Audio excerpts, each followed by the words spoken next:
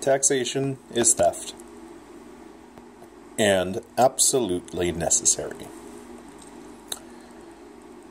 Socialists, no matter what you say or what you claim about the social contract or what have you, the reality is that taxes are forcing a person to give up the fruits of their labor.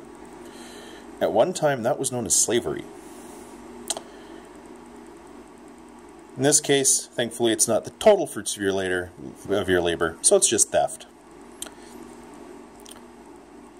Libertarians / conservatives, mostly libertarians, deal with it. Whether you like it or not, the social contract exists. Saying that, oh, you never signed a contract is complete and total ignorance of what the social contract actually is. But let's ignore it. Let's have a world where there are no taxes. I remember some German barbarians that lived like that, and some Spanish barbarians, and some British barbarians, some French barbarians. In the modern day, I know some African countries where plenty of people live with no taxes, and they all live in abysmal poverty or are controlled by warlords. Primarily controlled by warlords. Like it or not, the libertarians are the ones I'm going to attack the most here. Socialists, I'm going to hit you with simple, whether you like it or not, taxation is theft, and guess what? You have to fucking deal with that. If you deny that, you're just delusional. That's cognitive dissonance right there. But libertarians, no matter what you say, no matter what, taxation's necessary. You have to live with it. Places... Let's pretend we live in a world with no government. Okay. Gang A down the street decides, hey, we're powerful and we're going to take over this area. And they do. And eventually they go and take over the city. It's called a warlord. Without a centralized government to keep things under control, warlords are who wins. You can say, oh, we could defend ourselves from them all you want. No, you can't because you're not organized. Defending yourself from an organized group, no matter how disorganized they look compared to a modern military, requires organization. And libertarians are oppositional to organization, other than voluntary organization, which they don't even participate in. Do you think you're going to actually create a militia with a hierarchy that effectively defends and protects an area? How are you paying them? Because you need people to defend it full time from these warlords. How are they getting paid? Donations? Why would anyone donate to them?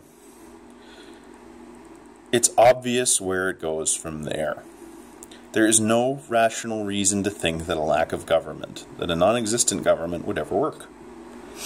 Or even a ridiculously small one.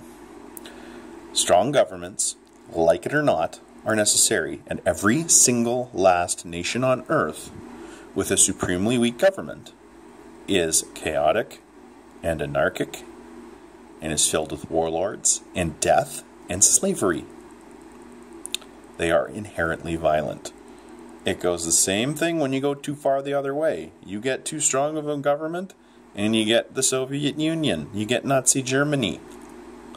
Strong government, overly strong government, sorry socialists, overly strong government is obscenely dangerous, and every example of that in history is proof of that.